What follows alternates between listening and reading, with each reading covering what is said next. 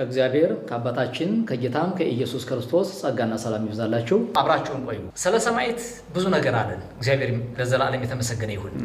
በእውኑ ጊዮርጊስ ሰማዕት የሚያስብል ነገር አለው ወይ? እስኪ ከመግቢያ ላይ ሊቀ ጉባኤ ዳዊት ተናግረዋል። ከሳቸው በተመሳሳይ ወይም ደግሞ በተቃራኒ ታሪክ ካለው እስቲ አቅርቡልን። መርጌታ ሙሴ ወደ አንተ ልምጣ። እንግዲህ በጣም ወንድሞቼ ጥሩ አድርገው የሰማዕትነትን ምንነት መርጌታ ኤርምያስ በደንብ አድርጎ ስለ ክርስቶስ መናገር እንደሆነ ከድነት በኋላ የሚመጣ ጉዳይ መሆኑ ሰማዕትነት ያለ እምነት ሰማዕትነት እንደሌለ የእምነት ውጤት የድነት ውጤት መሆኑን ሰማዕትነትን በሚገባ መርጌታ ኤርምያስ አስተምሯል። ትክክል። የተሰየፈው ሁሉ አንገቱ ላይ ሰይፍ ያረፈበት ሁሉ ሰማዕት አይደለም። የፖለቲከኛ ሰማዕቶች አሉ። ለፖለቲካ ሲሉ ሰማዕት የሆኑ አሉ። ለሀገር ሲሉ ሰማዕት የሆኑ አሉ። እኛ እያወራን ያለነው ለእግዚአብሔር መንግስት ለክርስቶስ ወንጌል ብለው ሰማዕት የሆኑትን ነው። አሁን የተጠየቁት ጥያቄ እንግዲህ የተማርነው ትምህርት እኔ በተማርነው ትምህርት መሰረት ዛሬ በመናነሳው መሰረት ጊዮርጊስን ሰማዕት የሚያስብል መስፈርት አጣልታለሁ። ለምሳሌ በስሙ የተደረሰ አስማት መጽሐፍ አለ፣ መጽሐፈ ቱላደን የሚባል። እዚህ መጽሐፈ ቱላደን የሚባለው የጥንቆላ መጽሐፍ ላይ ራሱ ጊዮርጊስ አስማተኛ፣ መተተኛ፣ ሟርተኛ ሆኖ መጽሐፈ ቱላዳን የሚባለው መጽሐፍ ላይ እናገኘዋለን ማለት ነው። ይሄ ድርሳነ ሰሎሞን ወመጽሔተ መንፈስ ቅዱስ ነው የሚሉት። አስቡት። ወመፍትሔ ሥራይ ወጸሎተ ቆጵርያኖስ ዘሰባቱ ዕለታት ይላል። በዚህ ውስጥ በጣም ብዙ የአስማት መጽሐፍቶች አሉ። ከሱ መካከል አንዱ ቱላዳን የሚባለው ዘቅዱስ ጊዮርጊስ ዘቀዳሚት ላይ ላንብላችሁ። እንደዚህ ይላል። ወአንተሂ ቅዱስ ጊዮርጊስ በኃይለ እሉ አስማት ከመደምሰስ ኮሙ ለሰባ ነገሥት በቅድመ ድዱያኖስ ግዩር ከማሁ ደምስሶሙ ለጸርየ ወለጸላይትየ ግቡአነ እኩይ ምክር ሊተ ለገብርከ። እንግዲህ ያ ደጋሚው ገብረ ሥላሴ ሊባል ይችላል፣ አጸደ ማርያም ሊባል ይችላል። ወለተ ማርያም የክርስትና ስሙ ነው የሚገባው። እናንተ እንግዲህ ካህናቱ ታውቁታላችሁ፣ ሊቃውንቱ ታውቁታላችሁ። እና እዚህ ጋር እንግዲህ ተመልከቱት። መጽሐፈ ቱላዳን ላይ ጊዮርጊስ ሰባ ነገሥታትን በአስማት ገሏል ይለናል። አሁን ሰማዕት ማለት እኮ ወትከውኑ ጽሎአነ በስሜ፣ በስሜ የተጠላችሁ ትሆናላችሁ አይደል? ስለ ስሙ ይጠላሉ እንጂ ስለ ስሙ ይደበደባሉ እንጂ። ማቴዎስ ወንጌል ምዕራፍ 10 ነው። ሰማዕትነትን በደንብ ያሳየናል እዛ ላይ። ስለዚህ ጊዮርጊስ ግን ቅዱስ ጊዮርጊስ የሚባለው እዚህ ስዕሉ ሁሉ አለ። ሰባ ነገሥታትን በአስማት ገደለ ነው የሚለን። ለካህናቱ ለጳጳሳቱ ጥያቄ አለን። ይሄ ሙግት ስለሆነ ጥያቄ አለን። እንዴት አስማተኛ ሰው ሰማዕት ሊሆን ይችላል? ስለዚህ ወደ ሌላው እናንተ ትመጣላችሁ። ልድገመው።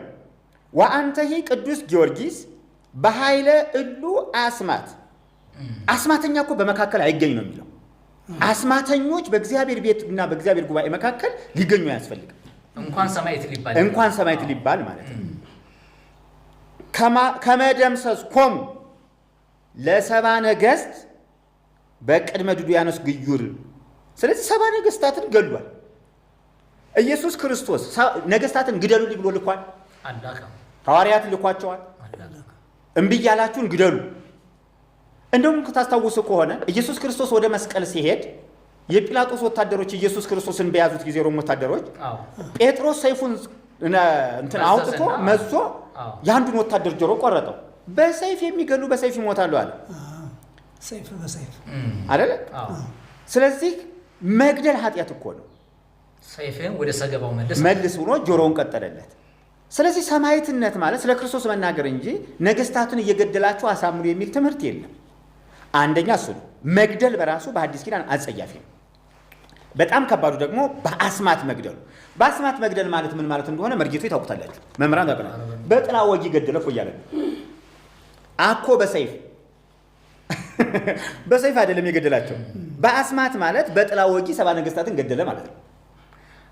ስለዚህ ከመደምሰስኮሙ ለሰባ ነገሥት በቅድመ ድዱያኖስ ግዩር ከማሁ ይላል ደግሞ ደምስሶሙ ዛሬም ግደላቸው በዛ በጥላ ወጅህ በአስማት የኔንም ጠላቶች ግደል እያሉ የሚደግሙ ደብተራዎች፣ ጠንቋዮች፣ ካህናቶች አሉ። እሱ ደግሞ የባሰ ነው። ሌላው እሺ በአዲስ ኪዳን እንዲህ አይነት ትምህርት አለ። ይህንን ነው ወይ ሰማዕት የምንለው ነው? ጥያቄ ነው እየጠየቅን ያለነው። ትታደስ የምንለው ቤተክርስቲያናችን ትታደስ የምንለው እንዲህ አይነት ደጋሚና ሟርተኞች ካህናት በቤተክርስቲያን ውስጥ አሉ። በጊዮርጊስ ስም ልብ በሉ። ይሄ እንደው በጊዮርጊስ ስም አለ እንጂ ወደፊት በጻድቃን ስም በሰማዕታት ስም እንዴት እንደሚደገም እናያለን። በብዙዎች ይነሳል። በብዙዎች ይሄ መጽሐፍ እንደውም ገበያ ላይ ታገኙታላችሁ። ራጉኤል በር ላይ ይሸጣል። በየደብሩ በር ላይ የሚሸጥ መጽሐፍ ይሸጣል። 4 ኪሎ እዛው ይሸጣል። ይሄን ግዕዙን የተማሩት ለማን ናቸው? ካህናቶች ናቸው። መቼም ከኢሮፕ መጥቶ ግዕዝ ተምሮ ይሄንን የደገመ እንትን ይል የሚለው። ስለዚህ ምንድነው አንደኛ ጊዮርጊስ አስማተኛ ነው ይለናል። አስማተኛ የኔ ጥያቄ ነው። ይሄ በጥያቄ ነው የምናቀርበው። እንዲህ አይነት ነገር ነው ይወገድ የምንለው። ስለዚህ ሰማዕት ማለት ይቻላል። መርጌታ ሙሴ በደንብ አድርገው ነው ያቀረቡልን። ቅዱስ ጊዮርጊስ በውኑ ያው ቅዱስ የሚለው እንዳጠራሩ ነው፣ ምንም ማድረግ አይቻልም። ቅዱስ ጊዮርጊስ ተብሎ ስለሚጠራ በውኑ ሰማዕት ነው ወይ ስለሚለው ሊቀ ጉባኤ ዳዊት ከተረኩት በተቃራኒው የሆነ ደግሞ አስማተኛ ነው የሚል ነው መርጌታ ሙሴ ያቀረቡልን። መጽሐፈ ቱላዳ መጽሐፈ ቱላዳ ላይ ያለውን ጠቅሰው ነው ያቀረቡልን። በተጨማሪ እዛው የጊዮርጊስ ክብረ በዓል ላይ በየዓመቱ የሚባል እንደዚህ የሚላል አንገርጋሪው ማለት ነው። አንገርጋሪው ወይም ምልጣን የሚል ስያሜ ያለው ዮም ተጽፈ እምነገሥት ክላሌሁ በመጥባይት ይልና ራሱ የሆነ ተቃራኒ የሆነ ነገር ነው። እርሱ በርሱ ፓራዶክስ የሚጋጭ ነገር ነው ያለው። ዮም ተጽፈ እምነገሥት ክላሌሁ በመጥባይት ለጊዮርጊስ ሰማዕት ይላል። ከዛ ደግሞ መልሶ ጸለየ ጊዮርጊስ ዋው አዮሙ በነበልባል ይላል። አሁን እንግዲህ አስቡ ወደ አማርኛ ሲተረጎም ዛሬ አንገቱን በሰይፍ ተሰይፎ ለሞተው ለጊዮርጊስ በነገስታት ታሪክ ተጻፈለት አለ። ዮም ተጽፈ እምነገሥት ክላሌሁ በመጥባይት ለጊዮርጊስ ሰማዕት ከተባለ በኋላ እንደገና መልሶ ጸለየ ጊዮርጊስ ዋው አዮሙ በነበልባል ጊዮርጊስ ጸለየና ይህን እንግዲህ ከቱላዳ አንጻር ስንመለከተው ጸለየ ሳይሆን ደገመ ማለት ነው። ደገመ ነው እኮ ጸለየ ጊዮርጊስ ዋው አዮሙ በነበልባል ከዛ በእሳት ነበልባል እንዲቃጠሉ አደረጋቸው። በምን? በጸሎት ወይም በድግምት ነው። ምክንያቱም መጽሐፈ ቱላዳ ላይ ያለው ሐሳብ ይሄ ቅድም መርጌታ ሙሴ የጠቀሰው ሐሳብ በእነኚህ አስማቶች ይሄዳል ማለት ነው። ይሄዳል። አሁን እንትኑ አጸደቀው አስማቱና እንትኑ ማህሌቱ ላይ ያለው ጓዝ አንዱ ሆነ ማለት ነው። ስለዚህ ሁለት ነገሮችን አይቻለሁ እኔ መርጌታ ሙሴ ከተናገረው አንጻር አስማተኛ ነው፣ ከዚህኛው አንጻር ደግሞ ነፍሰ ገዳይ ነው። ነፍሰ ገዳይም አስማተኛም በእግዚአብሔር መንግስት እድል ፈንታ የላቸውም። እንዴት ነው ሰማዕት ሊሆን የሚችለው? ሲጀመር ቅድም የሰማዕትነትን ታሪክ ስንነጋገር ምንድነው ያለው? የዳነ ሰው ነው ሰማዕት የሚሆነው ብለናል። አስማተኛ የዳነ ሰው ነው ወይ? የዳነ ሰው ደጋሚ መሆን ይችላል ወይ? አይችልም። ተጨማሪ ነገር ካላችሁ ከአዲስ ኪዳን አንጻር እስኪ እንግዲህ ከአዲስ ኪዳን አንጻር ይህ ሲታይ በጣም የተራረቀ ምክንያቱም እንግዲህ ገዳዮቹን እንደገና አዙሮ መግደል እንዴት ሰማዕትነትስ እንዴት ያሰጥ እኮ ደምለሳ ነው። ደመላሽ ነው የምንለው እንጂ ሰማዕት ማለት በጣም ሊያስኬድ አይችልም። ምክንያቱም ደመላሽ ነው ሰማዕት ያሉት ማለት ነው። እንደዚያ ነው የሚመስለው። ወታደርም ስለሆነ ችግር የለው። ግን ምንድነው በሉቃስ ወንጌል ምዕራፍ 9 ላይ ዮሐንስ ወልደ ነጎድጓድንና ያዕቆብን ጌታ አንድ የተናገራቸው ቃላት ምንድነው ያሉት? ጌታ ሆይ ኤልያስ ደግሞ እንዳደረገ እሳት ከሰማይ ወርዶ ያጥፋቸው እንል ዘንድ ትወዳለህን አሉት። ወደ ሰማርያ ሲሄዱ የሆነ የተፈጸመ ታሪክ። ከዚያ ግን እሱ ምን እንዳላቸው ከሰማይ ያጥፋቸው እንል ትወዳለህን አሉት። እርሱ ግን ዘወር ብሎ ገሰጻቸው። ምን አይነት መንፈስ እንደሆነላችሁ አታውቁምን? የሰው ልጅ የሰውን ነፍስ ሊያድን እንጂ ሊያጠፋ አልመጣም ማለት። እስጢፋኖስም ሲወግሩት ምንድነው ያለው?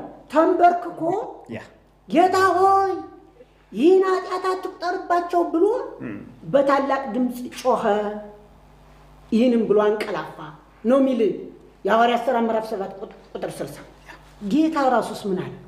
የሚያደርጉትን አያውቁምና ይቅር በላቸው። የጸጋ ዘመን እንደዚህ እንጂ ምናልባት ጊዮርጊስ በብሉይ ኪዳን ከነበረ እንደ ኤልያስ እሳት አውርዶ ከሆነ አንቀበል። በአዲስ ኪዳን የነበረ የክርስቶስን ወንጌል የመሰከረ ሰው ነው ከተባለ ግን ስህተት። በብሉይ ኪዳን ነበረ ካልን ደግሞ ክርስቲያን አይደለም ክርስቲያን አይደለም። ምክንያቱም የእግዚአብሔር ቃል እኮ የሚለው ይህን ለሚመቷችሁ ይህን አዙራችሁ ስጡ ነው እንጂ እንዴት ነው ጸልዬ ሰማዕትነት ያሰጡህን ክብር ያሰጡህን ሽልማት ያሰጡህን ሰዎች ጸልይላቸው ጩህላቸው ይላል እንጂ እንዴት ግደላቸው የሚል ይሄ ከክፉ መንፈስ እንጂ ከቅዱሱ መንፈስ አይደለም። ስለዚህ ይህንን በቅዱሱ ቃልና በሐዲስ ኪዳን አይን ሳየው ትክክል አይደለም። ሰማዕትም ሊባል አይገባም ካደረገው። አዎ የኛ ጥያቄ ካደረገው እንደ ትምህርቱ ከሆነ እንደዚህ ትምህርት ከሆነ እንደ ቤተክርስቲያናችን ትምህርትና እንደ ካህናቱ ትምህርት ከሆነ ሰማዕት አያስብለው። አዎ የሆነ እኮ አሁን ጸለየ ጊዮርጊስን እኮ አሁን ባንቆረቆርልህ እኮ እንዲህ ዘር ቤተክርስቲያን እኮ የምንለው ህዝቡ አይስማ እንጂ ይሄን እኮ ነው ስንል ምን አድረው። ስለዚህ ለምን ሰዎች እኮ ብዙዎቹ የማያውቁ ሰዎች እኮ ናቸው። አሁን ለማያውቁ ሰዎች እንዲያውቁ እኮ ነው እኛ ሙግታችን ሊቀ ሊቃውንት የሚባሉትን ይህንን ሀሳብ እባካችሁን ማረም እንኳን ባትችሉ ተውት፣ እባካችሁን ተውት። ምክንያቱም የሐዲስ ኪዳን ሀሳብ አይደለም። ጌታ እንኳን ራሱ ተሰቅሎ ምንድን ነው ያለው? የሚያደርጉትን አያውቁም ብሎ የሚጸልይ አባት ነው። እስጢፋኖስንም እንዳያችሁት ነው እንግዲህ። ስለዚህ እንዲህ ስለሆነ እኔ ሰማዕትነቱ እያጠራጠረኝ ነው። እስኪ እንደው ሊቃውንቱ ምናልባት የኔ የሚመለከቱ የቤተ ክርስቲያን ሊቃውንት ዝም ብሎ ስለማይችሉት ነው እንደዚህ የሚለፈልፉት እንዳይሉ መቼስ የማንባለው ነገር የለም። እስኪ ሊቀ ጉባኤ ይህን እንደው ወረዋን እንደው ይበሉላቸውና ትክክል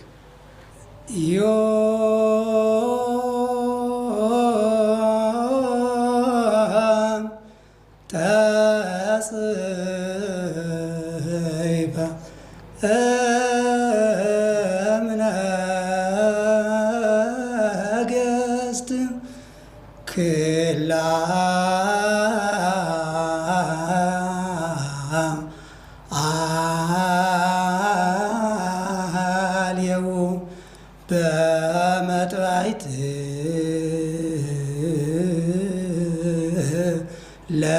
ለጊዮርጊስ ጸለየ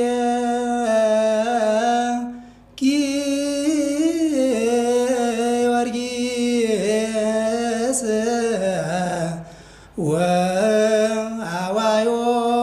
ወአዋዮሙ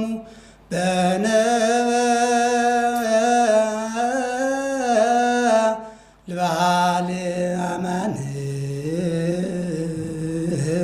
ገባሪ ኃይል። አያችሁ፣ ይህንን ነው እንግዲህ በቅኔ ማህሌት ስናንቆረቆረው ስናዜመው ከዛ በቃ የማይመጠጥ ከንፈር የለም፣ የማይባል ነገር የለም።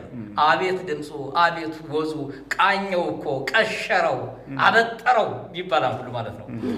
ከዚሁ ግን ቅድም እንትን ያልነው ጸለየ ጊዮርጊስ ብሎ ወአዋዮሙ በነበልባል ካለ በኋላ አማን ምንድን ነው ያለው? ገባሪ ኃይል። አያችሁ፣ አማን ገባሪ ኃይል የተባለበት ሰውን ስለገደለ ነው።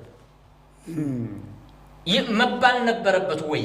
በእውነት ኃይልን የምትሰራ እንግዲህ አስበው፣ ድንቅ አድራጊ ተአምረኛ መባል የነበረበት ሙታንን ሲያስነሳ፣ ለምጻምን ሲያነጻ፣ ድውያንን ሲፈውስ፣ የተራቡትን ሲያበላ፣ የተለያዩ ድንቅ ነገሮችን ሲያደርግ፣ በእግዚአብሔር ኃይል በጸጋ መንፈስ ቅዱስ አጋንንትን ሲያስወጣ ነበረ። ነፍሳትን ሲገድል አማን ገባሪ ኃይል ይባላል እንዴ? በእውነት ሊቃውንተ ቤተ ክርስቲያን ይህንን እናንቆረቆረዋለን የምትሉ የተማራችሁ የምትማሩ የምታስተምሩ፣ ቅድም መምህር ኤርሚያስ ተናግረዋል። ብትችሉ አርሙት፣ ባትችሉ ደግሞ እባካችሁ ዝም በሉ፣ አትበሉት። በቃ መቅሰፍትን ወደ ሕዝብ አትላኩ። የተወደዳችሁ ይህንን መርሃ ግብር የምትከታተሉ አድማጭ ተመልካቾቻችን ይህ ሙግት ዘተሐድሶ የተሰኘው በሐመረ ወንጌል ዘኢትዮጵያ የሚቀርብላችሁ የሚዲያ አገልግሎት ነው። ይህንን ለሌሎች ላይክ፣ ሸር፣ ሰብስክራይብ እያደረጋችሁ እያስተላለፋችሁ አብራችሁን ቆዩ። እንቀጥላለን። እስቲ መርጌታ አዎ በዚያው ላይ እንግዲህ ሰማዕት የሚለው ስለ ኢየሱስ ክርስቶስ የሚመሰክር እንደሆነ ይታወቃል።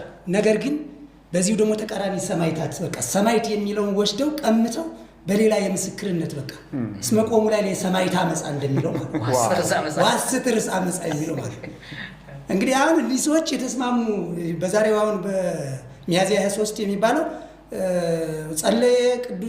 ጸለየ ጊዮርጊስ ዋዋይ በነበልባል እኔ ሊቃውንቱ የዚህ ደራሲው ሰውዬና ጊዮርጊስም የተስማሙ ነው የሚመስለኝ ተስማምተው ማለት ነው። እንግዲህ ዋዋይ በእሳት ሲያቃጥል ሰውን ለዚያ ሰው ክብር የሚሰጥ ሰው አያችሁ ሰማዕት አመጻ ያኛው ሰማዕት ከሆነ እነዚህኞች ሲደመሩ ሰማዕት አመጻው ነው ማለት ነው። እንደገና አስማት የሚሰራ ሰው ሰማዕት ተብሎ እንዲቀርብ በቤተ ክርስቲያኗ ሰማዕት እነዚያ ሰዎች አስማታቸውን በህዝቡ ላይ ለገንዘብ ስብሰባ እንዲመቻቸው ተደርጎ የታቀደ ዕቅድ እኔ እንደምረዳው ማለት ነው። ስለዚህ ፈጽሞ የተከለከለ ነው። ምነው ክልክልነቱ ጌታችን መድኃኒታችን ኢየሱስ ክርስቶስ ለደቀ መዛሙርቱ ሲነግራቸው የማቴዎስ ወንጌል ምዕራፍ 5 ቁጥር 11 ላይ ሲነቅፏችሁና ሲያሳድዷችሁ በእኔም ምክንያት ክፉን ሁሉ በውሸት ሲናገሩባችሁ ብፁዓን ናችሁ፣ ዋጋችሁ በሰማያት ታላቅ ነውና ደስ ይበላችሁ ነው የተባለ። ሐሴትም አድርጉ ከእናንተ በፊት የነበሩትን ነቢያትን እንዲሁ አሳደዋቸዋልና ነው የተባለ። ስለዚህ የሚሰድቡ የሚነቅፉንን ሰማዕታት ሲነቀፉ ክብራቸው እንደሆነ አውቀው እንዳላዋቂ እንደሆኑ አውቀው ደግሞ ወደ አምላካቸው የሚጸልዩ እንጂ ከሰማይ እሳት አውርደው የሚያቃጥሉ ወይንም የሚያጠፉ የሚደመስሱ ደመላሾች አይደለም።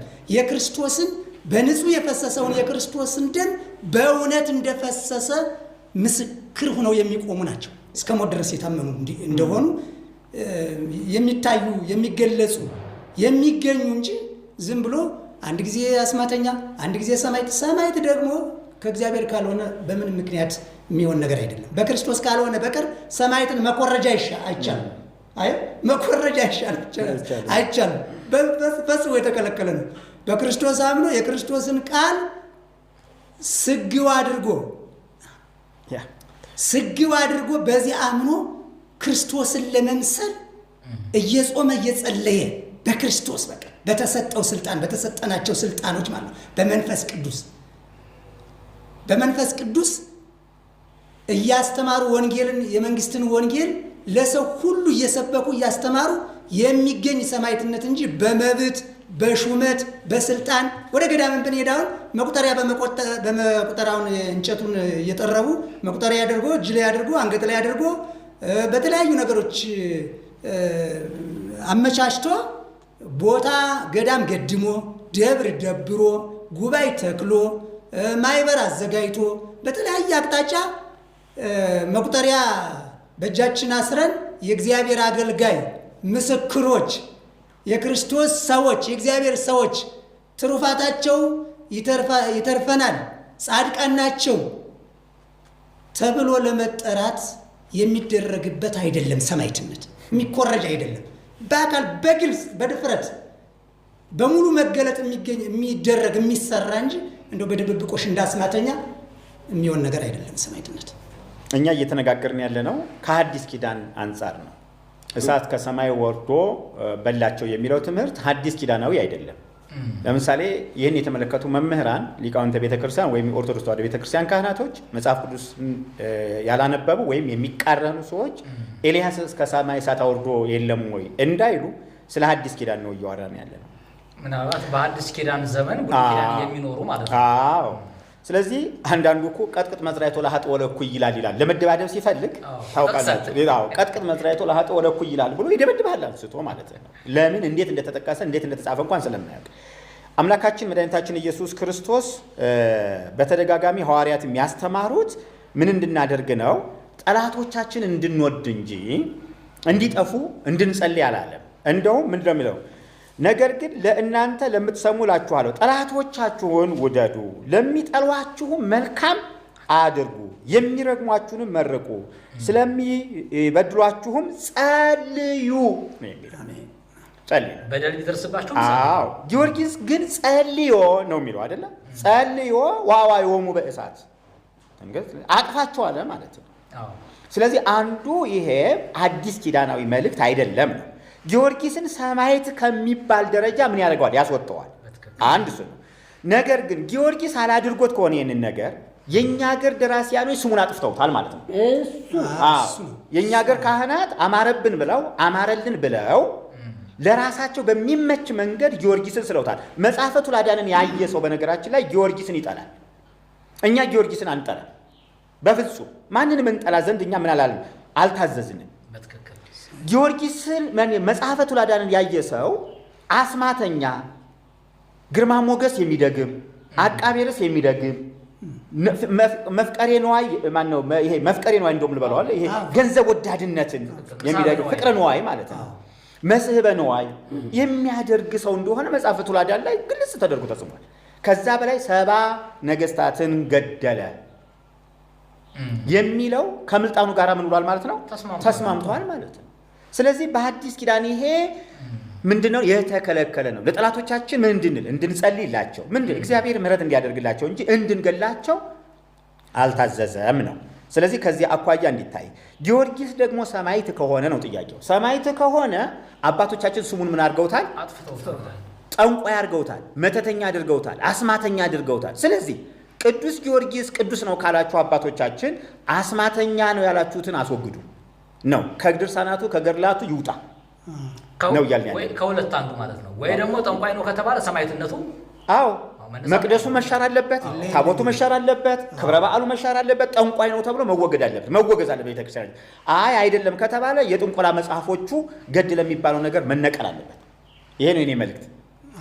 እግዚአብሔር ለዘላለም የተባረከ ይሁን። በነገራችን ላይ አሁን መርጌታ ሙሴ የተናገረው ነገር የተሐድሶ አጠቃላይ ጩኸትም ይሄ ነው። ቅዱሳን ሰማዕታትን፣ ጻድቃንን፣ መላእክትን ሌሎቹንም ጨምሮ አጠቃላይ የምንጠላ ተደርጎ ስለሚታሰብ እኛ እያልን ያለነው የተሐድሶ ሙግትም ጻድቃን፣ ሰማዕታት፣ ቅዱሳን መላእክት ሁሉም እግዚአብሔር ባዘጋጀላቸው ቦታ ይቀመጡ። ትክክለኛ ጻድቃን ከሆኑ በእነሱ ስም የተለጠፈው የኃጢአት ተረት አጠቃላይ ይወገድ፣ ጥንቆላው፣ መተቱ በሙሉ ይወገድ ነው። በትክክለኛው ቦታቸው ይቀመጡ ነው። አሁን እንደውም ሁለቱ ነገሮች በጣም ፓራዶክስ ናቸው። ጻድቅ ወይ ሰማዕት፣ አስማተኛ ሁለቱን አንድ ማድረግ አይቻልም። ስለዚህ ወይ አስማተኛ ነው ወይ ደግሞ ሰማዕት ነው ሊሆን የሚችለው አንድ ሰው። ሰማዕት ከሆነ የአስማት መጻሕፍት በሙሉ መጠረግ አለባቸው። አስማተኛ ነው ከተባለ ደግሞ ሰማዕትነቱ ተነስቶ አይ ጊዮርጊስ ወታደር ነው አስማተኛ ነው ተብሎ ህዝቡ በአስማተኝነቱ ይመን። ህዝቡ መታለል የለበትም። ካህናቱ ሁለቱንም ሊያውቁ ይችላሉ፣ ህዝቡ ግን አያውቅም። እስካሁን ሰማዕት እንደሆነ ብቻ ነው የሚያውቀው። መርጌታ ሙሴ አሁን ስለ ጊዮርጊስ ሲናገሩ አንድ ነገር በውስጥ የመጣ ሰማዕት ከሆነ ጊዮርጊስ አስማተኛ መሆን የለበትም። አስማተኛ ከሆነ ደግሞ ሰማዕት መሆን የለበትም። ሁለቱ እርስ በርሳቸው የሚቃረኑ ሐሳቦች ናቸው። ሰማዕት እያልን ያለነው በክርስቶስ ኢየሱስ አምኖ ስለ ክርስቶስ የሚመሰክረው ማለታችን ነው። ስለሌላ ጉዳይ ሰማዕት የሚሆን ከሆነ ቅድም መርጌታ ዳዊት እንደተናገሩት የሐሰተኛ ምስክሮች አሉ። በሱ በኩል ከሳልነው ሊሆን ይችላል። በቅዱሳን ሰማዕታት ውስጥ በመስተጋድላኑ በምንላቸው ትክክለኛ ስለ ክርስቶስ በሚጋደሉ ማለትም ራሳቸውን ለክርስቶስ አሳልፈው የሰጡ ሰማዕታት በእነሱ በኩል ከሳልነው አስማተኛ መሆን የለበትም። በነገራችን ላይ ካህናቱ ጊዮርጊስ ደገመ፣ ጊዮርጊስ አስማተኛ ነው ሲባል ከሰሙ እነሱም ደግሞ አስማት ይዘው ቢዞሩ እንደ ኃጢአት አይቆጥሩት ማለት ነው።